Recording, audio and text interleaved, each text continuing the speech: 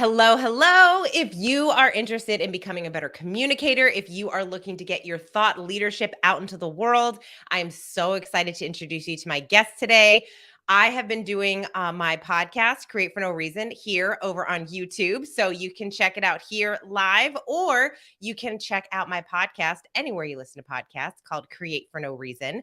And it's been really fun. I mean, the show is called Create for No Reason. So it's a fun platform where we just are talking all about how to live a more fulfilling and creative life. And so doing the show on here has been fine, kind of like a fun adventure because it's over on YouTube. So it's a different platform. So I'm always testing and trying different things out. If you are new to my channel, welcome. I share a lot of strategies on how to live a more creative and fulfilling life. So if you haven't yet subscribed, I invite you to do so. I am so excited to introduce you to my guest today. She and I have been friends. I don't even know for how long. It feels like we've been friends for longer than we probably have. Sara McCord is a marketing strategist and communications CEO. She is a Web3 enthusiast who built a social audio media brand with over 80 influencers and 50 to 80 hours of programming per week. Sara believes now is the time for business owners to get into Web3. Sara got her start in editorial as a staff writer, editor at The Muse, and Mashable contributor. Her 200 plus published articles have been bylined or syndicated across Cosmopolitan, Forbes, Fast Company, Time, Inc., CNBC, Good Housekeeping, and so many others. Sara coaches thought leaders to gain more visibility and helps business owners reach larger audiences through innovative strategies, stronger content, and thoughtful rebranding. So I am very excited to introduce you to my friend, Sara McCord. Hello, hello, hello. I'm so excited to be here with you this evening. Well, thank you so much for chatting with me today. I'm so excited to get into this conversation because of so many things, because I want to talk about Web3 and your thoughts on that. I want to talk about writing and content and communication. But before we dive into all of that stuff, Sara, how do you describe to people what it is that you do?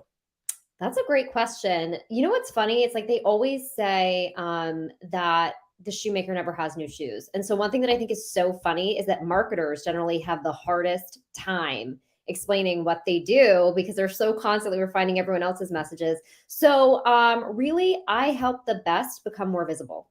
That's what I do. So I work with people who are at the top of their field, and generally they'll bring me in. Either if they don't have a marketing strategy, they have a bunch of different marketing professionals running in a whole bunch of different directions and they want to thread it together to be more profitable and more visible.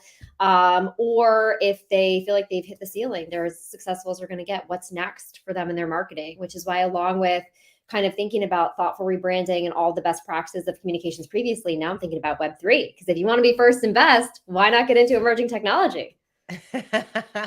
That's right. And you have a real passion for helping thought leaders. You are, I mean, you put together this huge community Yep. and full of thought leaders. So why are you so passionate about helping people get their message out into the world? Yeah, what a great question. It's for a few reasons. So first of all, I always say thought leaders lead the conversation. And here's the thing about social media and about access to a microphone and a platform and an audience being so readily available. On the one hand, that's absolutely incredible that there are no longer these traditional gatekeepers, because the traditional gatekeepers, as we know, historically would uplift white men and their thought leadership. And now there's like such a larger table and more access for people to share their thought leadership. And at the same time, that there are so many wonderful things about everyone having a platform.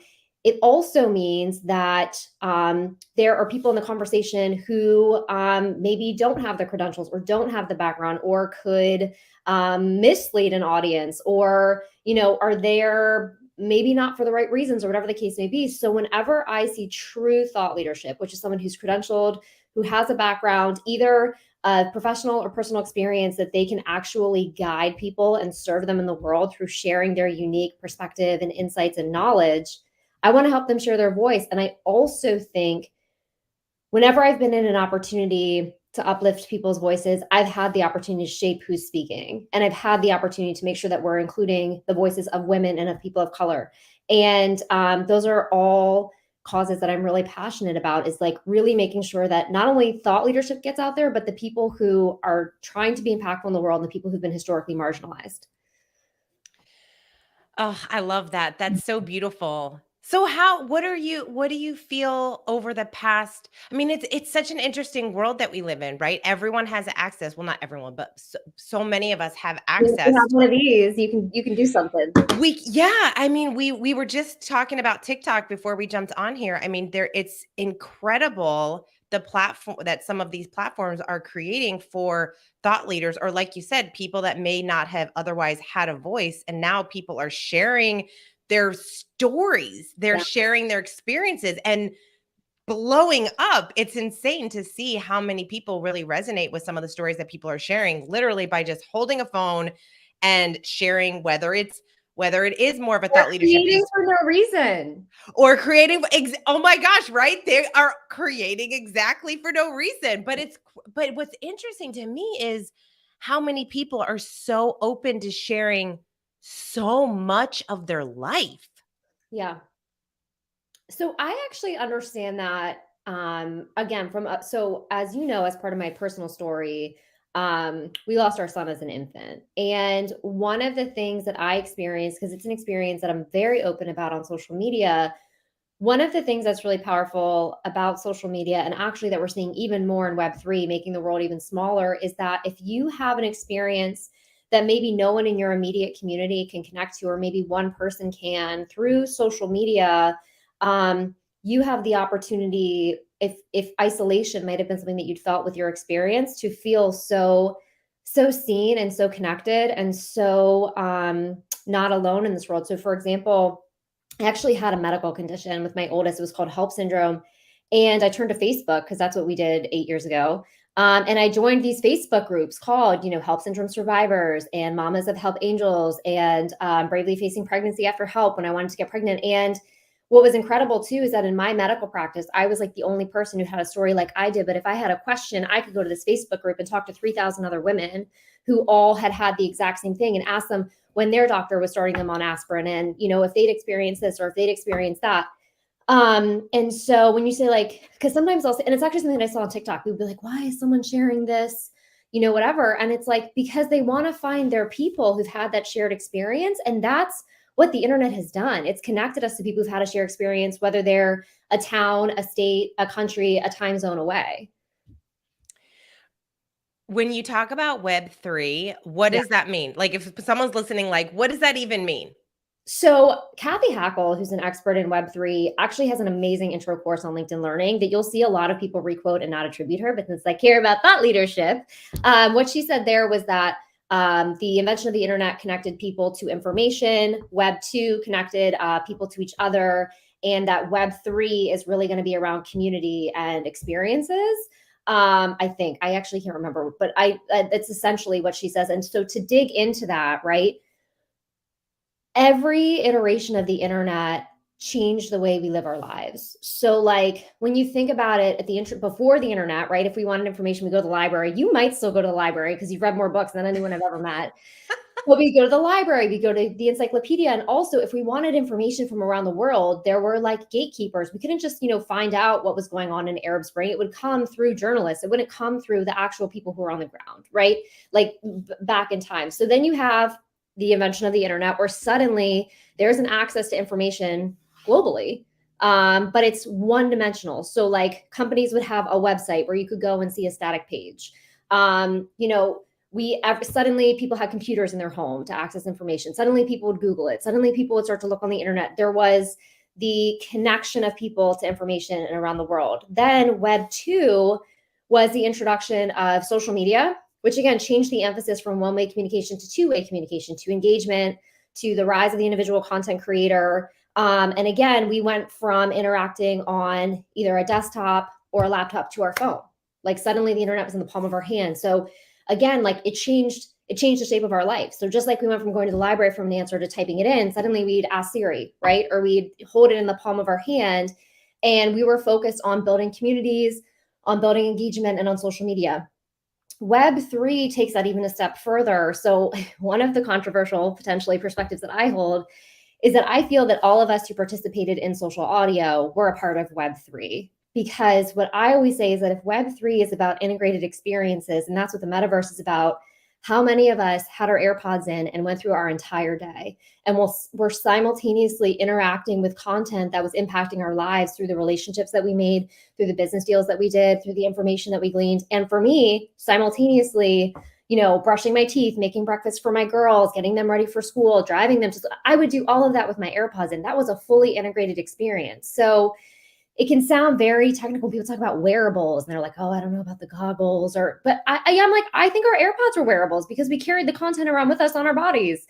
Or when people talk about AR and VR and the metaverse and NFTs, like one of the things that I'm really passionate about is that in thought leadership, the most effective thought leadership is clear. It's not full of jargon. It's not super confusing, like getting back to being a better communicator, right? Like people make things understandable. And I think I sometimes joke that like Web3 needs to be rebranded because I'll pop into these NFT rooms and it's like they're speaking German, which I don't speak. You know what I mean? Like I literally can't imagine a business owner hopping in there and understanding what they're talking about because all they're talking about is this very like technical in industry lingo. And I'm like, if you were talking about like collection, community, loyalty cards, like things that people could wrap their brain around, we'd be able to bring so many more people in.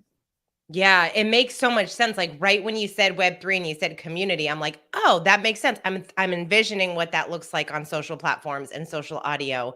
So let's talk a little bit about social audio because you and I originally met on Clubhouse. Yes. Yes. Hey. And man, it was such an interesting time because it was right around the time of lockdown. Everyone was on it. I just felt like it was like this huge platform for people to connect with people while we were stuck in our homes. And it's changed obviously over the past couple years. So what are your thoughts on social audio? Well, what was your experience in kind of building this community on social audio and why did you decide to kind of step away from that? Yeah. So it's so funny, actually. I have like 6 half published blog posts that I just need to like go ahead and publish. Because while I do agree that the pandemic contributed to Clubhouse almost like catching fire, this idea that Clubhouse's demise is because the world opened back up, I don't agree with that at all. I think that there was profound brand mismanagement internally and externally. First of all, the massive number of people who never understood what it was about. So like that worked at the very beginning when they wanted to be this like exclusive, invite only, hear it through the grapevine, this influencer's in this room. But the thing is like, once they hit a point where they have more than 10 million active weekly users a week, which was about a year ago now, I think it was April last year, they had 10 million weekly active users. They opened it up to Android. They were doing all of these things so that suddenly the platform was growing and they never externally defined a brand identity. They would say like, it's an interactive podcast. What the hell is that? You know what I mean? Like they never clearly said like, here's what Clubhouse is, here's what it's for. There was no reason for people, like businesses would be like, well, why would I get on? People would say like that they thought it was like a secret dating site. Like they'd come up with all of this random like crap ass stuff that they thought it was, right? And then we always talk about in marketing and in communications, the importance of delivering on the promise that you make to your audience. And Clubhouse didn't do that. People would actually come to me with their feedback. They would be like, I don't understand, Sarah. Like I signed up for all these topics and I never get pinged for the topics. I get pinged when my friends are in COVID conspiracy rooms that I don't want to have anything to do with. Right. Similarly, when we talk about how the algorithm on a platform can make people leave, the fact that when people signed on, the highest trending rooms for pretty much all of this year have been COVID conspiracy rooms is really tarnishing the reputation of the brand.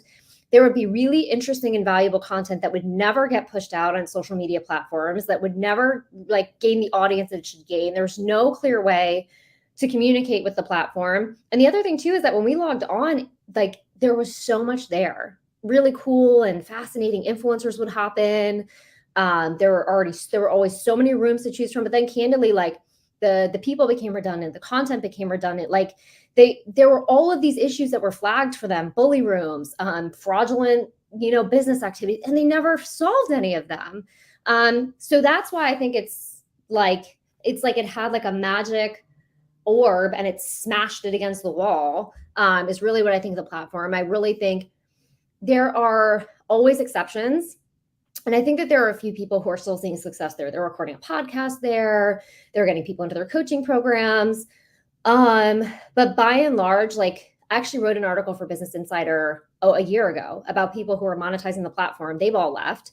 And so, but I will backtrack. So that's kind of where it is now and why it's been really disappointing. And there's a really important brand case study there of like what happens when you're that cool, that fast, and how you protect yourself from crashing and burning. Now, to return back to the glory days, which I just skipped over and answered your other question first about kind of the demise. Yeah, so I spent a year very active on Clubhouse. And at one point, and that's when we were working together, when I was president and CEO of Breakfast with Champions, we took this idea of the largest morning show on social audio and really actually thought about how could we create a community of thought leaders. And, you know, the two things that I really saw in social audio and Web3 at that time, one was the access. So for example, Kate, like I know you have a podcast. I know that you speak at events. I know that you're a consultant, but like I'm thinking it's going to cost me a lot of money to get in a room with you and ask you some questions about company culture, right? Let's be real. But on Clubhouse, I could just raise my hand and be like, hey, like here's what's going on at my company. Like I would love to like workshop this with you. There's a app now. I can't remember what it's called. I think it's called like Intro or something. I keep getting served Instagram ads for it. That's like pay all this money and have a call with like an impressive founder and run their questions. Oh, is it Owl? I don't know what it, no, it's something else, but it's like a paid app that you'd like pay into to like connect with founders. So here's the thing. So Clubhouse, so for free, you could access these extraordinary individuals.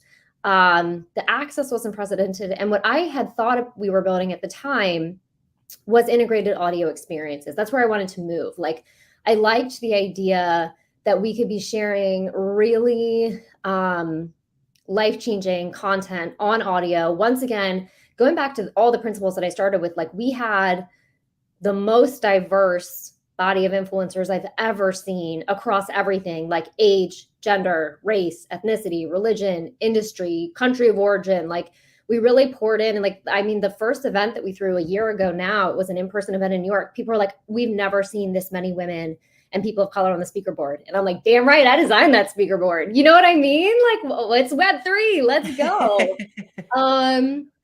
So there was really an opportunity to elevate thought leadership. And again, like just rewrite the rules. So the thing is like, there were other rooms on Clubhouse where like the people who were leading the sessions had to have a certain number of followers on a certain number of platforms. And then I would bring in people and people would be like, we've never heard of them. And they'd be like, well, maybe you didn't pull them up because they have under 2,000 followers, but they're freaking brilliant and their content is brilliant. And again, that's true thought leadership, right? It's not about how much time you poured into building a follower base. It's what you know and what you can share with the world. So I think that we were building something really inspiring, and again, this is the interesting thing about Web3 and the idea of decentralization. When you're platform dependent, if the platform is mismanaged, so suddenly no new people want to join the platform, it doesn't matter how good the media brand you're building on the platform is if no one new of substance wants to join the platform. And that's what happened at Clubhouse. So what are your thoughts around social audio? Do you think that there is an opportunity for Clubhouse to come back? Or what do you think for people that did really like an audio platform? What is it for them? Like, what are your recommendations around audio? Well, first of all, I think that people need to spend time leaning into the learning lessons. Like so many people who are so heavily involved in Clubhouse know that it wasn't just that the world opened back up. Like if you actually sit and have a conversation with them, they'll be like, oh yeah, like all the interesting people who I spoke to like left and no one new was joining and my rooms were getting smaller and smaller. And, you know, all I would see in the hallway were COVID conspiracy. Like most people who are active on the platform have a similar list of user experience considerations. And for one, I think that every current social audio platform out there should be doing their due diligence and leaning into that, for one. Two, I think they should look at the business case of the moves that Clubhouse made wrong as a platform. Like, for example, their first creator class, like, I knew a lot of super users on the platform. And if I asked them to name Clubhouse's first creator class, I don't think they could. And honestly, we saw the same thing in other platforms. When LinkedIn launched LinkedIn Audio, they leaned into a lot of podcasters. And I really think that social audio and podcasting are two different beasts. So for one, I would say that platforms have to actually go out there and poll active Clubhouse users and see why they left and see that it's deeper than the world opening back up and try and course correct for some of the mistakes that they made.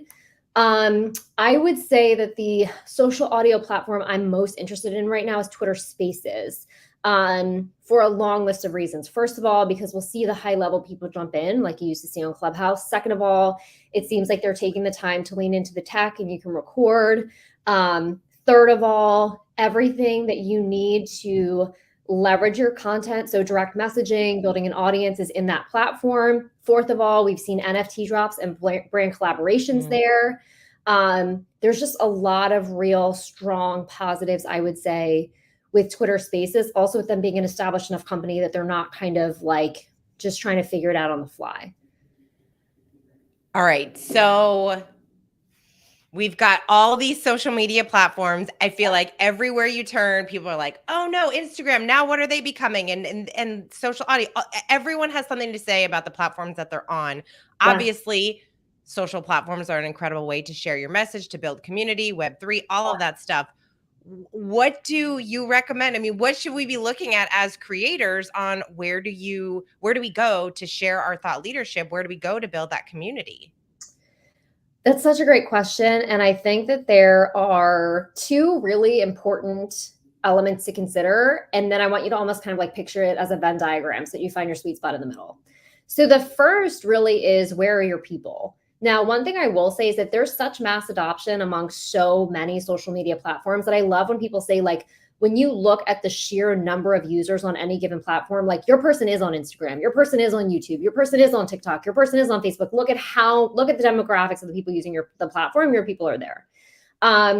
Now, with that said, I think that so you can do a little front end research of where it seems like competitors in your industry, or if you're someone who's like, I don't have any competitors, where your ideal client is paying money to instead of you. See, first of all, where those people are and where they're gaining a lot of traction. That's probably somewhere you want to be. So that's like one of the circles in the Venn diagram, is where are your people and where are they engaging and where are they consuming their content? And then the other circle is, how do you feel when you're engaging on these platforms? So one of the things that we were talking about in the little secret green room pre-show is the fact that I recently left TikTok because it didn't make me feel good. It made me feel bad. And so the thing is that if I really lean in to Twitter and LinkedIn and Pinterest, I can fill my, everything that I would want to with my ideal people for both my lower ticket and my higher ticket offerings. They're there. I can share my thought leadership there. I don't have to be on TikTok to share my thought leadership. It doesn't matter if Gary Vee says everyone has to be there right now. No, I don't. No, I don't. So tell me, what about TikTok made you feel bad? Okay, let's start the list. I'm like, let me check them off. Now that we've taken down Clubhouse, let's take down TikTok. Let's go. Oh my gosh. Media Takedown Hour with Sara McCord and Kate Bowman. So here's the thing, and I love whenever I tell people that, like, how distressing I found my For You page, that they told me that, like, I'm doing it wrong, because it means that, like, I'm engaging with the wrong videos and, like, I designed my own terrible experience.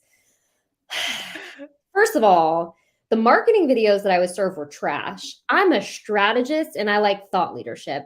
And so for me to see people like sharing advice that was not nuanced, strategic, thoughtful, or meaningful, as like, this is marketing, like, that freaking annoyed me. Can I swear on here? That annoyed me. The other thing too that I'll tell you is that, listen, like, one of the genres, there are a couple other just genres that I think are successful on TikTok. And so they'd end up on my For You page, and I didn't like any of them. So, like, first of all, the woman who transforms her face to look like she's a completely different human, like that, I don't think that's good for my self-esteem. How does she transform her face? I don't know. I mean, the intensive contouring makeup videos, because got it. In an interview and stuff, like, I won't wear makeup. And so for me to see all of these people be like, this is my ugly before, and this is my contoured, gorgeous, beautiful after, like, I kept getting served that content, and I would be like, oh, that's really cool. And then later I was like, actually, this makes me feel bad, because the message that I'm being served, and we know that this is what it does to, it was like, all of the negative messages that we've been told women internalize, I was internalizing. So like I'm seeing these women go through these transformations of their face. And it starts to make me think like, oh, like, is my like no makeup? Am I before? You know what I mean? Like, and then like I would also get, so I'm 36. I would also get served so many videos of like really hot, skinny, like 21-year-old women who like looked like they had just like perfect bodies. Like, and I was just like, and it's the only platform where my feed is filled with that. And I was just like, I don't need to like consume this all day long and feel like I'm not old enough, hot enough, young enough. You know what I mean? Like, I just kept feeling like I wasn't enough because of Mm. I was getting served. And I was like, I don't want to be here and feel this way. Yeah. No, that's not I was like, fun. I don't wear enough makeup. I don't like dance sexy enough. I don't wear enough skimpy clothes. I don't like, I don't even know. I don't dance like hot enough, whatever the list is. Like, I was like, I'm not hot enough in these like 8 ways is basically the message that TikTok feeds me every time I sign on. Oh my gosh. Well, I will say what's interesting is that I do see some videos where people are actually sharing, I have to get off this platform for a little while. It's taking a toll on my mental health. And they don't really go into, well, some, the ones that I've seen, they don't even go into fully all the details of how it's making them feel, but they do say that they need to take some time off of it. And I wonder what it is doing for some of the people that do have a really big audience that are quote unquote influencers. When you are forced to show up in that way, it's almost like when you create thought leadership content, you're sitting down, you're writing a blog post, you're writing an article, that you have to, it's kind of that deep work that you have to go into to like really think through everything. And then there are some people who create, I mean, it looks almost as if they are just documenting their entire day, everything that they're doing, which seems a little bit, it could get somewhat stressful because now you have this audience that loves seeing every single part of your day. And what happens the day that you just don't want to do any of that? And now I feel like some people feel then, well, now they've created this and now it's kind of like a job for them and they have to show up in a way that they don't even want to at certain points. Well, and you hit the nail on the head there too, which is that, so one, obviously, because I'm a marketer, because I'm a strategist, I study everything, I'm hyper aware of production value. So like, I know why my videos weren't hitting it, but the thing is like, to your exact point, for me, and kind of going back to almost like the titular theme of this podcast, when I write a blog post, when I write something that is like meaningful to me and I'm sharing it with the world, like that's fulfilling to me.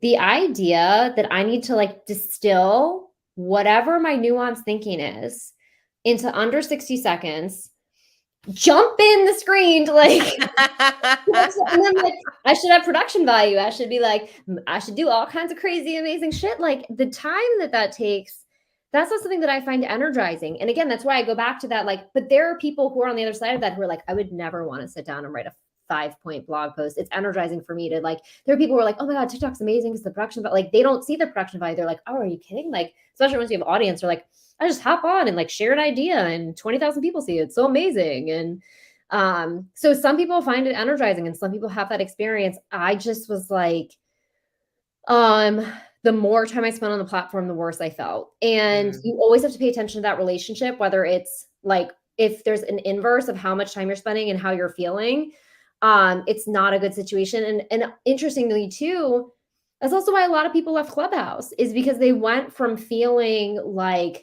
what is this like magic space that I entered on my phone where I can like connect with people, and it's so, and it felt energizing. And then people hit this tipping point where suddenly it felt like, oh my God, Clubhouse has taken over my life. And like, am I addicted to it? I'm on so much. I'm missing out on this. I don't feel the same. And it almost becomes like one of those drugs with diminishing returns where people would feel like they need to spend more and more and more time there to get the same boost. Yeah. As you're talking, I'm thinking just this very big distinction between thought leadership and influencer. Like different things. I mean, you could be both, but you don't necessarily but you don't necessarily have to be both. And I think that's where when I think about, so I have been thinking a lot about, well, Cal Newport wrote this book, Deep Work. I don't know if you've ever read it, but you would love it because it is very much around, like Cal Newport writes about technology and the importance of deep work, and he doesn't even have social media. Like doesn't have it because he knows how much it distracts us. He Yep. also has a book called Digital Minimalism. Anyway, so he is an incredible thinker, very much a thought leader. And his books, what I really appreciate about them is the fact that he talks through this idea of this deep work where you have to sit, you're really thinking through a topic. You're really thinking, hey, if these are the thoughts that I want to get out into the world, I have to sit down and be by myself and like write them out, figure out how I'm going to say them in the most clear, concise way. Yeah. And today, because we live in this bite-sized piece of information culture, a lot of people, they just don't have the capacity to do this deep work because we're constantly checking our phones. Every time something is dinging, we can't feel like we can put all the technology away long enough to create or write that blog post or article. It's the reason why I feel people, they do kind of gravitate towards TikTok because they kind of like the idea of, hey, I could just tell 5 tips to do XYZ instead of writing this article or coming up and writing a book or something like that. So what are your thoughts around that deep work, thought leadership versus influencer world? Totally. Well, I'm going to answer your question in like reverse order again. So first, here's the thing. I can appreciate that I'm an outlier. So for example, I had an Apple Watch and same thing, I stopped wearing it because it made me feel bad because I'm already a fit person. But like having the rings, like all of a sudden I was like, ew, why am I like doing jumping jacks around my room at 10:30 at night to close my rings? Gross. I don't want to be this compulsive person. Oh my gosh. That's literally the reason why I never got an Apple Watch. And then I just got this stupid little one on Amazon just to see. And I already know that this is not a good thing for me. Because Yeah. I'm the And to same. your exact point, also, like, here's the thing, like, I can leave my phone in the other room if I don't want to get text messages or whatever. But when my arm is like ding, ding, ding, ding, like it wasn't good for me. Like Yeah. I'm earthy. Like I know I look really prissy, but like there's a part of me that's earthy. And that part needs to be able to disconnect sometimes. So first of all, when you're like, I don't speak for the trends. So like fine, like Gary Vee does. When Gary Vee's like go on TikToks, that's where everyone's going, he's right. But I will say that like when we see all of the reports that we saw about how Facebook was impacting people's mental health, like TikTok's next. So let's be real, let's be honest. We're gonna have a generation of people who have massive self-esteem issues, I think, from having a feed. Because here's the other thing that's so crazy. Like we're doing all these documentaries now on Victoria's Secret being like, oh, like how harmful was it that there were these like 8 alien angels that women were comparing themselves to. And I'm like, I have a feed of 10,000 21-year-olds with perfect boobs. Like that's a lot more intimidating. I'm like, I've had 3 babies. That's, you know what I mean? Okay. So influencers versus thought leaders. Okay. You're like, I'm definitely cropping that for real. No, that's not. That's gonna be the intro. It would be such a good hook, right? They're like 21-year-old boobs. Now here, thought leadership with Sara McCord. Oh my gosh. But this is the thing, you have to even have fun. So again, like I'm like, yeah, of course I'll do this podcast because we can talk about content in a fun way. It doesn't have to be some stiff academic. I always say you can talk conversationally and still be taken seriously as an expert. And I think people watching this would know we know content because we're able to joke about that. Because PS, that is what half the For You pages on TikTok look like.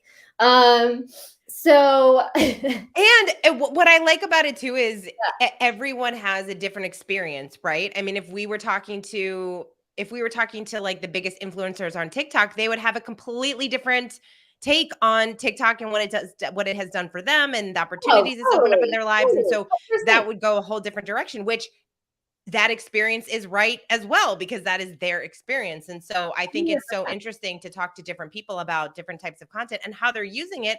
Yeah. And I love the fact that you just openly say, it's not for me. Well, like, I did it. It doesn't make me feel good. It's not for me. Exactly what hit the nail on the head again is like, so with each of my like boutique clients, we build out a custom strategy. And I'll actually give you a perfect example. I'm talking to someone now who has almost 1 million subscribers on video across social media. First of all, I shouldn't be creating their TikTok strategy anyway. I'm like, you should talk to Michael Sanchez, because everyone knows that, like, if you want someone to level up your TikTok game, it should be Michael Sanchez. But like, I've watched enough TikToks now that if someone came to me, I could talk thoughtfully about the platform. Like, I mean, you and I are kind of joking about, again, my experience with it. Do I think that all business owners should swear off TikTok because it's bad for their mental health? No, that's not the purpose of that. And like, interestingly, going back to thought leadership, I think that you are able to differentiate between, this is my advice as a best practice in the field, and like, this is me somewhat jokingly sharing my uncomfortable personal experience of the platform. Like, and that goes back to the question you'd asked earlier that was like, how do you know what platforms you should be on? Going back when I said, where are your people and where are your competitors? When you do your competitor audit, if that shows you that you need to be on TikTok, get on TikTok. And if it's not good for you, get someone on your team who's going to be like a key person for that, or get whatever support you need to do it successfully. So like, if I had determined that TikTok was the right space for my marketing business, which it isn't for me, it could be if I wanted to invest in it that way. But for me, for what I do, it doesn't make sense because I can equally build my business on these other platforms. But if I decided that TikTok was the right platform for me, first of all, I would bring in someone like a Giselle Ugardi who gives you like a power day where they just like run through all of your content and you record it with them and then they hand it to you. And I would have someone on my team be like, you are not allowed to look at your For You page. And like, after you do, like, here's your Talkspace login. Like, I would just handle it. But going back to the question that you'd had about influencers versus thought leaders, here's what's actually really interesting, speaking about TikTok too. I don't know if you know that there was this whole hubbub maybe a month ago now, when Instagram first started to implement so many of these changes that have affected native reach for their influencers. And so these are people who have, tens of thousands, hundreds of thousands, millions of followers, aren't seeing nearly the reach. I subscribe to Leah Haberman's social media newsletter, and she had shared a statistic in there that travel photographers were saying that their photos were seeing a native reach of 50% less. So they were taking down the reach of static photos. They were taking down the reach of stories. So you had all of these influencers who cultivated these massive audiences, these massive communities, these massive brand deals, and they were starting to look at TikTok. And TikTok releases an infographic that basically says, here's why our content creators are better than influencers. And it was basically a whole infographic they released that said influencers are fake and inauthentic and full of crap, and everyone knows that. And so the reason why people in brand are coming to TikTok is because our creators are real. And one of the things that I said at the time, I thought was like the dumbest move there that I'd ever seen. I was like, the influencers had nowhere to go, was that you had all of these people with massive audiences, massive influence, and the whole structures in place with brands and all of that already. And I think that if TikTok had welcomed them with open arms and been like, listen, we know that, and they can still do this, by the way, because Instagram is still disappointing the hell out of so many of its influencers. If they embraced them and said, let's work together, come to TikTok, we're going to help you like grow your audience over here and share your content with the world, that would be the smart play. So here's one problem that I have whenever people use the word influencer like a dirty word. I think whenever we look at the lowest common denominator of one thing and the superhero of another, it's a problem. So if when we talk about thought leaders, we talk about Adam Grant, we talk about Brene Brown, and we talk about Glennon Doyle, and we talk about Austin Channing, and we talk about Rachel Cargill, and we talk about like the best thought leadership that there is. And then when we talk about influencers and we talk about like the people you would least want your children to emulate, I don't think that that's a fair comparison. I think that influencers over the past decade have evolved from just like the perfectly curated feed to where like a lot of the top influencers now are content creators. They may be thought leaders. So I think that like we have to think, when we say influencer, are we using that as almost like a stereotypical put down to say we think that this person has no base of real world experience or no real value to add? Or are we using it as like a metric? Another thing that I said that I really believe is, I heard Jenna Kutcher once say, if you have one follower, you're an influencer because you're influencing that one person. This is funny. Actually, I shared that on YouTube, like the first day I started, and someone like commented on my post and was like 4 subscribers, you really are a micro influencer or whatever. You know what I mean? Like, oh my gosh. You gotta love the trolls. But yeah, I think influencer can be a positive or a negative attribute. I think thought leader is always a positive attribute. because that generally indicates that you are a person who's sharing your expertise with the world. Yeah. Oh, it's such an interesting conversation. We're gonna have to have you come back on and talk specifically about thought leadership because I really do want to dive into how someone can really share their thought leadership and what that looks like and how they're Yeah. building. And when I think about thought leadership, I think YouTube and I think LinkedIn and Yep. I think writing and articles and books and really more of like that deep work that we Yeah. talked about earlier. That's what I think when I think about thought leadership, which is to me very different. Although, what I find hard to kind of make the distinction between when I think about creating content like that, I think, well, if you're already creating this like macro content, you can create that micro content Yep. and put it up on TikTok, which again brings you back into the cycle, but there's only so much time in the day. No, I mean, you're absolutely right that you can chop it up and redistribute it. That's why, like, since the dawn of time, it's been a content best practice to have a big rock document and then split it up. So yeah, let's talk about thought leadership in a follow-up episode. I'd love to. Thank you for Okay. having me. Oh my gosh. Well, thank you so much. I always ask every guest before I let them go to share one activity that the listeners can do to help them live a more creative, fulfilling life. Go on a daily walk. Go on a daily walk. I love that. I do that. Good. I always say I think best in motion. Don't you feel more creative when you get back? Totally. In fact, one of the going back to social audio, I was finding that in the morning. I mean, look, we were getting up super like the room starts really early. Yeah. And I've always gotten up really early. Just, I mean, since I was in my 20s, I've gotten up like between 4:30 and 5, go to the gym, the whole thing. Yeah. And so that wasn't a big change for me. But what I discovered was at some point, I'm like, oh my gosh, I'm literally waking up and I'm putting my earbuds in and starting to listen to all of this content. And it was not good for me.